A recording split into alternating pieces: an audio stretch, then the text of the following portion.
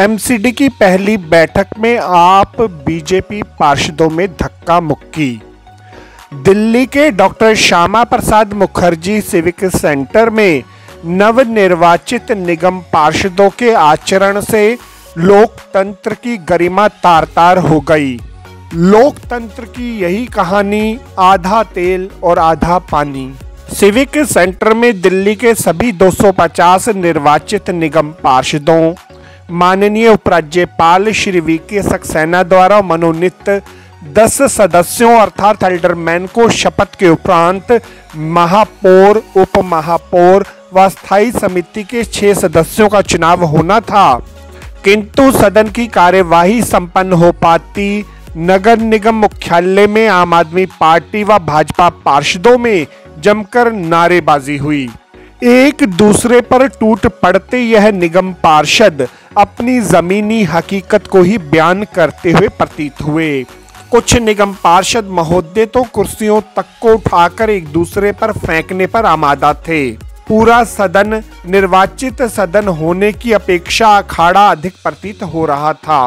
हंगामे के चलते आखिरकार सदन की कार्यवाही अनिश्चित काल के लिए स्थगित कर दी गई। महापौर व उप महापौर का चुनाव भी इस हंगामे के चलते नहीं हो पाया। सदन की कार्यवाही की अगली तारीख अब उपराज्यपाल श्री विनय सक्सेना स्वयं तय करेंगे। ज्ञात रहे कि सदन की कार्यवाही का आरंभ विधिवत ढंग से मनोनीत पीठासीन अधिकारी श्रीमती सत्या शर्मा द्वारा किया गया। सभी मनोनीत 10 निगम पार्षदों अर्थात एल्डरमैन्स को शपथ दिलाई जाने की प्रक्रिया का शुभारंभ किया गया। इसी बात पर अपना विरोध दर्ज करते हुए आम आदमी पार्टी के निर्वाचित निगम पार्षद वेल तक पहुंच गए व फिर चुनाव प्रक्रिया के लिए निर्धारित स्थान पर लगी हुई मेजों पर ही चप्पलों सहित जा चढ़े। पूरे सदन में हंगामा करते हुए यह निगम पार्षद चाहे आम आदमी पार्टी के हों या फिर भाजपा या किसी अन्य दल के, इस प्रकार का आचरण किसी भी जनप्रतिनिधि के लिए अशोभनीय ही कहा जाएगा। हंगामे के उपरांत सभी दल एक दूसरे पर आरोप प्रत्यारोप भी लगाते रहे। चुनाव से पहले वो भारतीय जनता पार्टी जिसको दिल्ली की जनता ने बुरी तरह पराजित कर दिया, वो भारतीय जनता पार्टी जिसके खिलाफ दिल्ली की जनता ने जनादेश दिया, 15 साल के उनके कुशासन को खारिज किया, हराया, वो भारतीय जनता पार्टी खूनी खेल एमसीडी के सदन में कर रही है। और ये मैं क्यों कह रहा हूं? ये हमारे 2 बार के चुने हुए पार्षद हैं, नेता विरोधी दल थे। पिछली बार प्रवीण कुमार जी ये चुनकर आए हुए हैं, आम आदमी पार्टी के टिकट पे चुन के आए हुए हैं और इनके ऊपर जानलेवा हमला सदन के अंदर किया गया, जहां बीजेपी के 7 सांसद मौजूद हैं, सारे पार्षद मौजूद हैं। इनके ऊपर इस तरीके से इनको लहूलुहान कर दिया गया, इनका खून बहाया गया, इनके कपड़े फाड़ दिए गए। क्या मांग थी इनकी? कि जो एमसीडी की परंपरा हमेशा से रही है, जो चुन के पार्षद आते हैं उनका शपथ पहले कराइए। लेकिन जो चुनाव में हारी हुई बीजेपी है उसके मन में काला चोर बसा हुआ है। वो नॉमिनेटेड मेंबर्स को, जिनको एक वोट भी जनता ने नहीं दिया, उसको मेयर के चुनाव में, डिप्टी मेयर के चुनाव में, स्टैंडिंग कमेटी के मेंबर के चुनाव में वोटिंग राइट देना चाहते हैं, यानी कि मत देने का अधिकार देना चाहते हैं।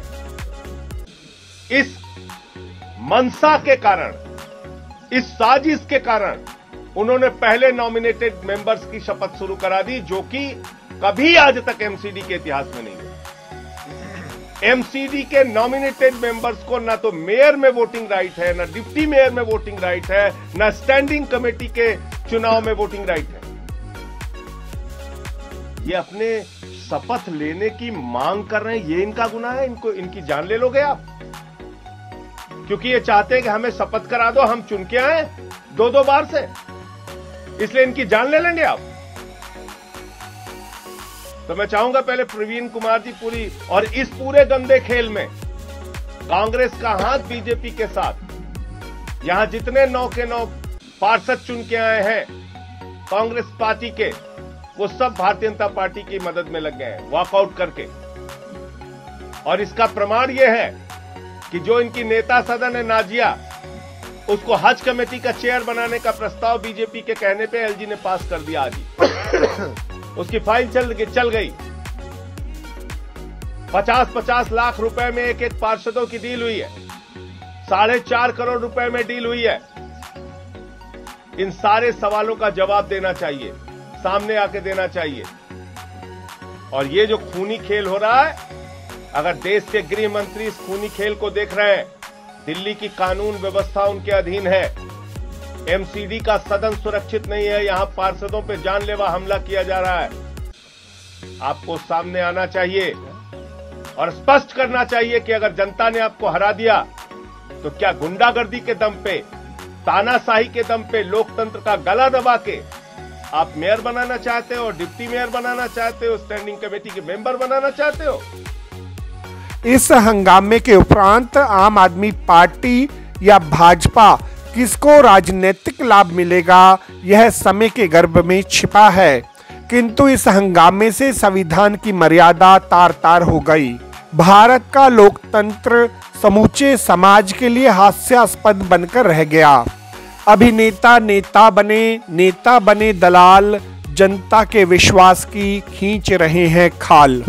सिविक सेंटर की पहली बैठक में जिस प्रकार हंगामा हुआ, माइक तोड़े गए, पोडियम को नुकसान पहुंचाया गया, कुर्सियां चली, धक्का मुक्की हुई, मारा पीटी निगम पार्षदों के साथ की गई।